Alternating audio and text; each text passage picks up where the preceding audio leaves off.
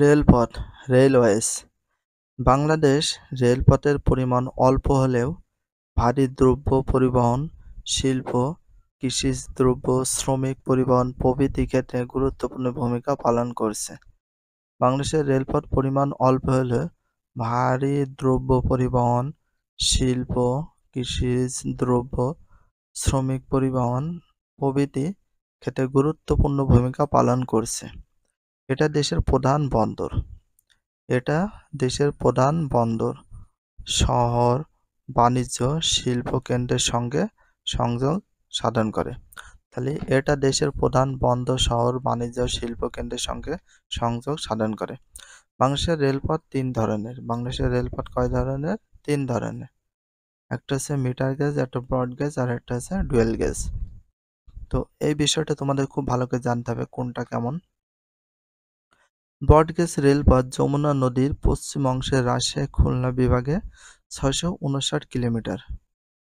তাহলে 659 কিলোমিটার রেলপথ রয়েছে যমুনা নদীর পশ্চিম অংশে রাজশাহী খুলনা বিভাগের।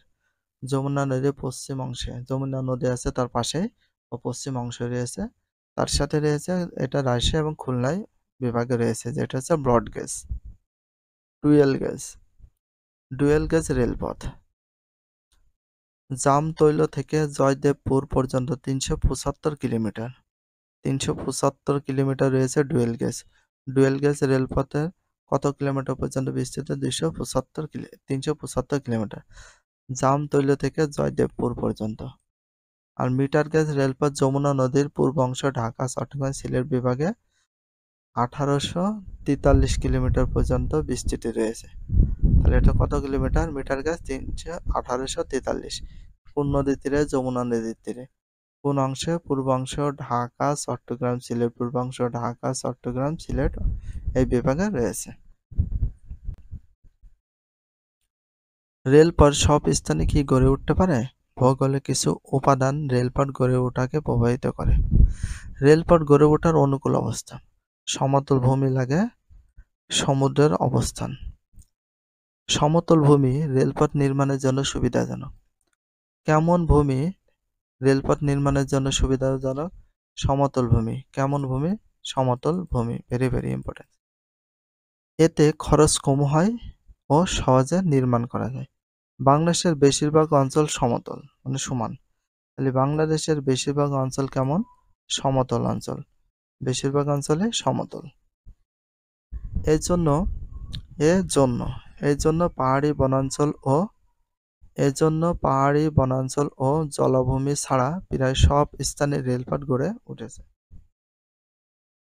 সমুদ্র উপকূল অঞ্চলে বন্দর গড়ে ওঠে। তাহলে কোন অঞ্চলে বন্দর গড়ে ওঠে? সমুদ্র উপকূল অঞ্চলে। কোন অঞ্চলে? সমুদ্র উপকূল অঞ্চলে। এই বন্দরের কারণে অন্যান্য সমস্যা থাকলেও রেলপথ গড়ে ওঠে। এর জন্য চট্টগ্রামের পাহাড়ি অঞ্চল বাদ দিয়ে বন্দরকে কেন্দ্র করে সমতল ভূমি রেলপথ গড়ে উঠেছে। চট্টগ্রামের পাহাড়ি অঞ্চল বাদ দিয়ে বন্দরকে কেন্দ্র করে সমতল ভূমিতে রেলপথ গড়ে উঠেছে। রেলপথ গড়ে ওঠার প্রতিকূল অবস্থা: বন্দর ভূ-প্রকৃতি। উঁচু নিচু বন্দর প্রকৃতির ভূমিরূপের জন্য পার্বত্য এলাকায় রেলপথ নির্মাণ অত্যন্ত ব্যয়বহুল ও কষ্টসাধ্য। তাহলে কোন এলাকায় রেলপথ নির্মাণ অত্যন্ত ব্যয়বহুল ও কষ্টসাধ্য? পার্বত্য এলাকায়। কোন এলাকায়? পার্বত্য এলাকায়। তাই বাংলাদেশের পার্বত্য চট্টগ্রাম অঞ্চলে পাহাড়ের গা বেয়ে রেলপথ নেই। নিম্নভূমি ও মৃত্তিকা। মৃত্তিকার বুনন যথেষ্ট মজবুত না হলে রেলপথ গড়ে ওঠে না। এছাড়া নদী বেশি থাকলে রেলপথ গড়ে ওঠেও না, কঠিন। তাই বাংলাদেশের দক্ষিণাঞ্চল রেলপথ কম। 1 মিটার প্রস্থ রেলপথ মিটার গেজ 1.68 মিটার প্রস্থ রেলপথ ব্রডগেজ নামে পরিচিত। তাহলে 1 মিটার প্রস্থ রেলপথ মিটার গেজ, 1 মিটার প্রস্থ রেলপথ মিটার গেজ, 1.68 মিটার প্রস্থ রেলপথ ব্রডগেজ নামে পরিচিত। রেলপথ কি নামে পরিচিত? ব্রডগেজ। 1 মিটার প্রস্থ রেলপথকে বলা হয় মিটার গেজ। কি গেজ? Metre gauge. আর 1.68 মিটার প্রস্থ রেলপথকে কি বলা হয়? ব্রডগেজ নামে পরিচিত। বর্তমানে তিস্তা মুখ ঘাট বাহাদুরাবাদ ঘাট, সিরাজগঞ্জ, জগন্নাথগঞ্জের মধ্যে 2টি রেলওয়ে ফেরি চালু রয়েছে। বর্তমানে দেখো তিস্তা মুখ ঘাট, তারপরে বাহাদুরাবাদ ঘাট, সিরাজগঞ্জ, তারপর জগন্নাথগঞ্জের মধ্যে 2টি রেলওয়ে ফেরি চালু হয়েছে। কয়টি রেলওয়ে ফেরি চালু হয়েছে? 2টি।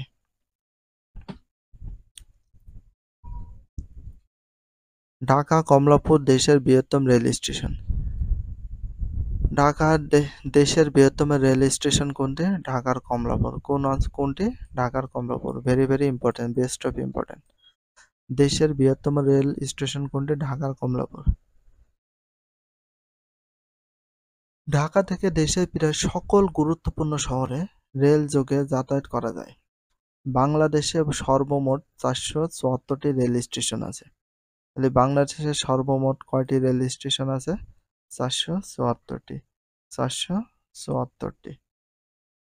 বাংলাদেশের পরিসংখ্যান পকেট বুক 2017 সারণী 8.08। কৃষিপণ্য বাজারজাতকরণ, কাঁচামাল ও জনসাধারণের নিয়মিত চলাচল, উৎপাদিত পণ্যের বাজারজাতকরণ, শ্রমিক স্থানান্তর, কর্মসংস্থান তথা বাংলাদেশের সুষম অর্থনৈতিক উন্নয়ন পুনর্গঠনে রেল গুরুত্বপূর্ণ ভূমিকা পালন করছে।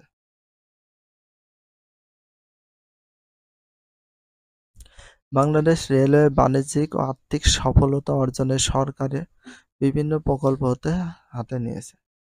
এসব প্রকল্প বাস্তবায়ন হলে বাংলাদেশ রেলওয়ে একটি যুগোপযোগী ও আধুনিক যোগাযোগ ব্যবস্থা পরিণত হবে। যুগোপযোগ বা আধুনিক যোগাযোগ ব্যবস্থা পরিণত হবে। বাংলাদেশের রেলপথ সাংকেতিক চিহ্ন: জেলা সীমারেখা, রাজধানী বিভাগের শহর, নদী, আন্তর্জাতিক সীমারেখা, dual gauge, broad gauge, metre gauge. তো বাংলাদেশের মানচিত্র বঙ্গোপসাগরে যত রাস্তা আছে সেই রাস্তাগুলো দেখানো হয়েছে। কাজ 190। খাগড়াছড়ি, রাঙ্গামাটি, বান্দরবান, বরিশাল, পটুয়াখালী, মাদারীপুর, শরীয়তপুর, মেহেরপুর, কক্সবাজার, লক্ষ্মীপুর অঞ্চলে কোনো রেলপথ নেই। উক্ত অঞ্চলগুলোর রেলপথ যোগাযোগ নেই কেন? ভৌগোলিক কারণসমূহ বের করো। দলগতভাবে কারণগুলো মিলিয়ে ব্যাখ্যা করে শিক্ষকের কাছে জমা দাও। জলপথকে প্রধানত 2টি ভাগে ভাগ করা যায়। তাহলে জলপথকে প্রধানত কয়টি ভাগে ভাগ করা যায়? 2টি ভাগে ভাগ করা যায়। তাহলে জলপথকে প্রধানত কয়টি ভাগে ভাগ করা যায়? 2টি ভাগে ভাগ করা যায়। জলপথকে 2টি ভাগে ভাগ করা যায়। Very very important. জলপথ, নৌপথ এবং সমুদ্রপথ।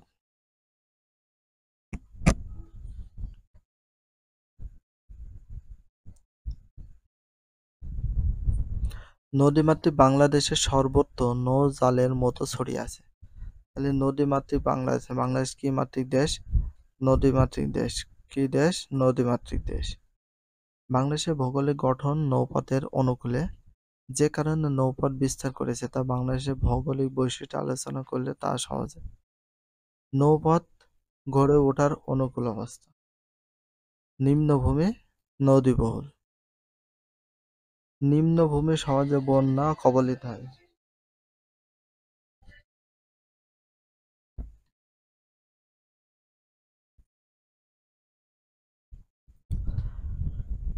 নৌপথে গড়ে ওঠার অনুকূল অবস্থা: নিম্নভূমি আছে আর আছে নদীবহুল অঞ্চল আছে। তো একটু দেখি, নৌপথ গড়ে ওঠার অনুকূল ব্যবস্থা: নিম্নভূমি, নদীবহুল অঞ্চল। নিম্নভূমি সহজে বন্যা কবলিত হয়, ফলে সড়কপথ ও রেলপথ গড়ে উঠতে পারে না। এজন্য সিলেট অঞ্চলে হাওর, দক্ষিণাঞ্চলে ফরিদপুর, ভোলা, মাদারীপুর, বরিশাল অঞ্চলে নৌপথ প্রধান যোগাযোগ ব্যবস্থা। কোন কোন অঞ্চলে যোগাযোগ ব্যবস্থা নৌপথ? সিলেট অঞ্চলে যে হাওর আছে, দক্ষিণাঞ্চলে ফরিদপুর, ভোলা, মাদারীপুর, বরিশাল অঞ্চলে নৌপথ প্রধান যোগাযোগ ব্যবস্থা এটা। নদীবহুল অঞ্চলের ভিতরে দেখো, স্বাভাবিকভাবে নদীবহুল অঞ্চলের সড়ক, রেলপথ যোগাযোগ সহজে গড়ে ওঠে না, ফলে বাংলাদেশের দক্ষিণাঞ্চলে নৌপথ বেশি ব্যবহৃত হয়। বাংলাদেশের কোন অঞ্চলে নৌপথই বেশি ব্যবহৃত হয়? দক্ষিণাঞ্চল। এটা ভেরি ইম্পর্টেন্ট। বাংলাদেশের কোন অঞ্চলে নৌপাতি বেশি ব্যবহৃত হয়? বাংলাদেশের কোন অঞ্চলে সবচেয়ে বেশি ব্যবহৃত হয় কোনটা? নৌপাতি বেশি ব্যবহৃত হয়। নৌপথ বাংলাদেশের সুলভ পরিবহন ও যাতায়াত ব্যবস্থা। নৌপথ বাংলাদেশের সুলভ পরিবহন ও যাতায়াত ব্যবস্থা। তাহলে বাংলাদেশের সুলভ পরিবহন ও যাতায়াত ব্যবস্থা কোনটা? নৌপথ। বাংলাদেশের সুলভ পরিবহন ও যাতায়াত ব্যবস্থা কোনটা? নৌপথ। বাংলাদেশের সুলভ পরিবহন ও যাতায়াত ব্যবস্থা কোনটা? নৌপথ। অসংখ্য নদী ও খাল-বিলের সমন্বয়ে গঠিত প্রায় ৮,৪০০ কিলোমিটার দীর্ঘ অভ্যন্তরীণ নাব্য জলপথ আছে। অসংখ্য নদী ও খাল-বিলের সমন্বয়ে গঠিত প্রায় কত? ৮,৪০০ কিলোমিটার দীর্ঘ অভ্যন্তরীণ নাব্য জলপথ আছে। ৮,৪০০ কিলোমিটার। ৮,৪০০ কিলোমিটার। এর মধ্যে প্রায় ৫,৪০০ কিলোমিটার সারা বছর নৌ চলাচলে উপযুক্ত থাকে। এর মধ্যে সারা বছর কত কিলোমিটার নৌ চলাচলের উপযুক্ত থাকে? ৫,৪০০ কিলোমিটার সারা বছর সবসময়। আর অবশিষ্ট যে ৩,০০০ কিলোমিটার শুধু বর্ষাকালে ব্যবহার করা হয়। তাহলে শুধুমাত্র বর্ষাকালে ব্যবহার করা হয় কত কিলোমিটার নৌপথ? ৩০০ কিলোমিটার। কত কিলোমিটার? ৩০০ কিলোমিটার। দেশের দক্ষিণ ও পূর্ব অঞ্চলের নদীগুলো নৌ চলাচলের জন্য বেশি উপযোগী। দেশের কোন অঞ্চল? দক্ষিণ ও পূর্ব অঞ্চলে। দেশের দক্ষিণ ও পূর্ব অঞ্চলের নদীগুলো নৌ চলাচলের জন্য বেশি উপযোগী। দক্ষিণাঞ্চলও রয়েছে এবং পূর্বাঞ্চলও রয়েছে। বর্তমানে বাংলাদেশের নৌ পরিবহন সামগ্রিক অবস্থা নিম্নরূপ। সামগ্রিক অবস্থা: লঞ্চঘাট ৩৮০টি, ফেরিঘাট ৫৩টি। সামগ্রিক অবস্থা রয়েছে ৩৮০টি, লঞ্চঘাট, ফেরিঘাট রয়েছে ৫৩টি। টোটাল কত হচ্ছে? টোটাল হচ্ছে ৪৩৩টি। টোটাল সামগ্রিক অবস্থায় লঞ্চ এবং ফেরিঘাট মিলে ৩৩টি রয়েছে। লঞ্চ ঘাট রয়েছে ৩৮০টি, ফেরিঘাট রয়েছে ৫৩টি। সাল: অভ্যন্তরীণ নৌ পরিবহন আয় কোটি টাকায় ব্যবস্থা করা হয়েছে। অভ্যন্তরীণ মানে ভিতরে, দেশের ভিতরে নৌ পরিবহনের আয় হয়েছে ২০১৩ থেকে ১৪ সালে হয়েছে ৩২০ কোটি, ৩২০.০৪ কোটি। ২০১৪ থেকে ১৫ সালে হয়েছে ৩৫৪.৫৮ কোটি।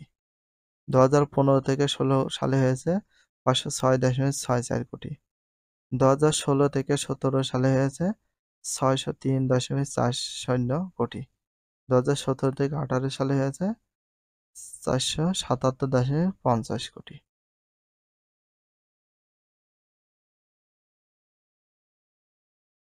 বাংলাদেশের যোগাযোগ ব্যবস্থা বাণিজ্য।